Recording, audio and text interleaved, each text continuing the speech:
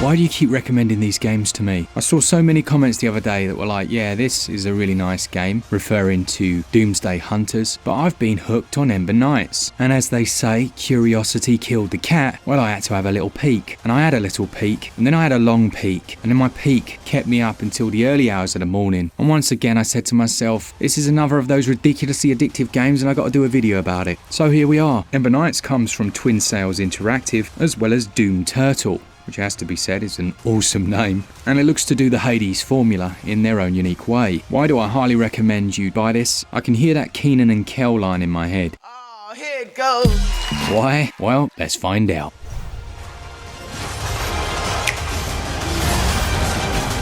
The Ember Knights are essentially the protectors of this realm. There's a bonkers sorcerer called Praxis who's taken it upon himself to be a bit of a knob, causing corruption, creating evil minions, and siphoning the life out of the Ember Tree. Now once discovered, he then runs away, which is a bit odd for something so powerful, through 4 of these unique worlds. As he does this though, he's spreading that corruption, releasing all his minions, and becoming a real headache for the Ember Knights. And that's where you come in. Now the game lets you choose from one of a few different classes, but these are only unlocked as you progress through. You'll start out simply with a sword. Alongside this, you can play solo or with up to 3 other people in local co-op. The main goal of the game being to gradually restore power to the Ember Tree by collecting the titular, you guessed it, Ember.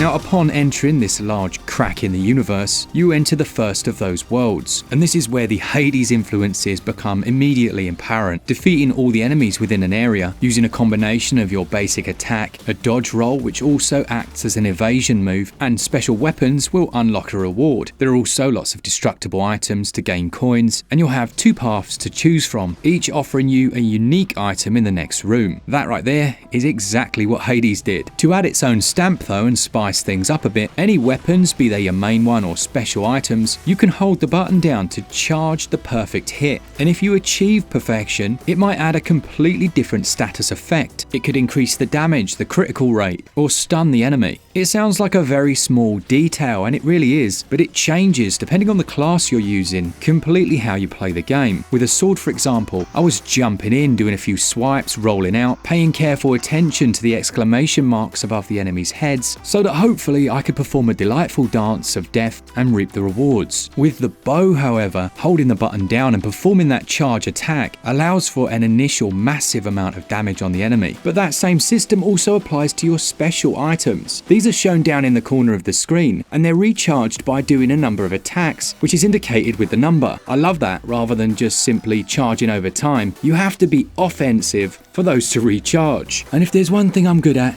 it's being offensive.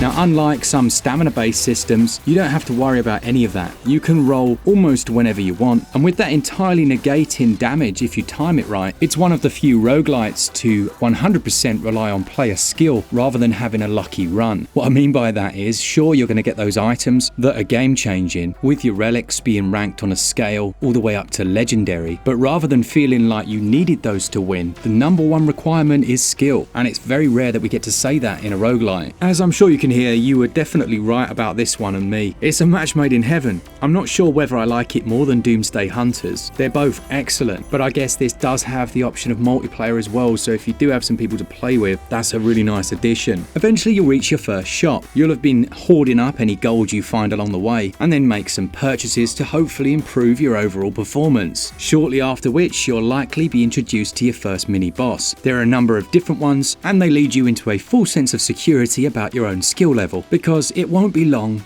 before you reach the end of area boss.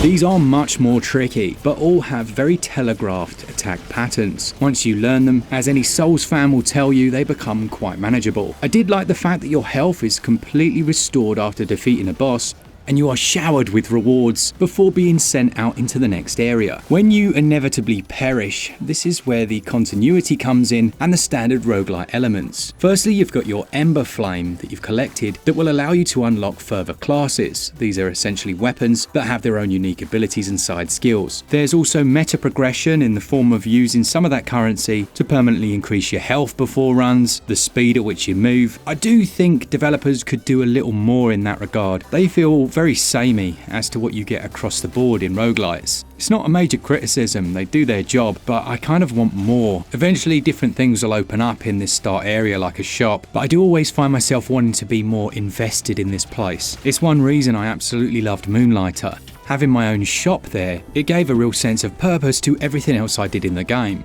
Now as a roguelite, it does it very well, the combat's very enjoyable, it's fast paced. Don't expect anything hugely groundbreaking, but do expect to lose sleep. The fact that it has a full co-op mode that's completely optional elevates this one slightly, and gameplay scores 18 out of 20. Controls also score 18 out of 20. In a marketplace saturated with pixel art, Ember Knights has a difficult job on its hands. On the one hand, I do really enjoy the vibrant, contrasting colour palette they've used for many of these environments, but on the other, there are certain aspects that look a little generic. You'll see quite a bit of repetition between the locations, but they are not without their own charms. There are nice details, and some of the latter stages look great. Add into this some really nice enemy character design as well as boss enemies, and an overall pleasant UI. It isn't by any means an ugly looking game, it's just perhaps not as standout as it could be. The soundtrack and audio are cracking.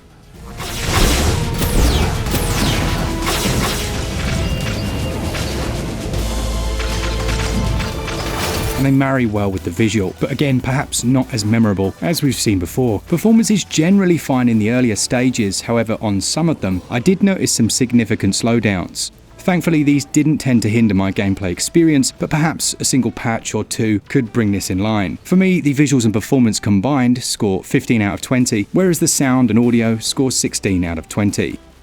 Probably its biggest rival at the moment in terms of value would be Doomsday Hunters, which is currently only £12.99 but has a base price of about 15 quid. Ember Knights retails at £17.99, which is by no means a bad price, but it's not quite impulse buy territory. A very good game for sure that you could potentially spend 30 to 50 hours of your time on, if not more, and the addition of co-op, as I said, adds to that. I'd give value 16 out of 20.